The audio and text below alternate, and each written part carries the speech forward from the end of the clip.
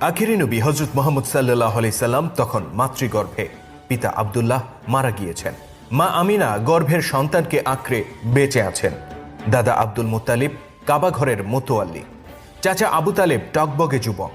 এই পরিবারটি ছিল মিল্লাতে ইব্রাহিমের অনুসারী।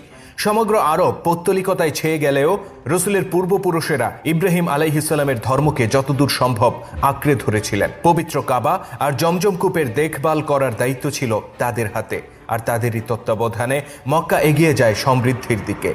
কাবাকে কেন্দ্র করে গড়ে ওঠে চমৎকার এক নগরী, যেখানে ছিল শত শত পরিবারের বসবাস আর অগণিত মানুষের যাতায়াত। সবকিছুই চলছিল ঠিকঠাক।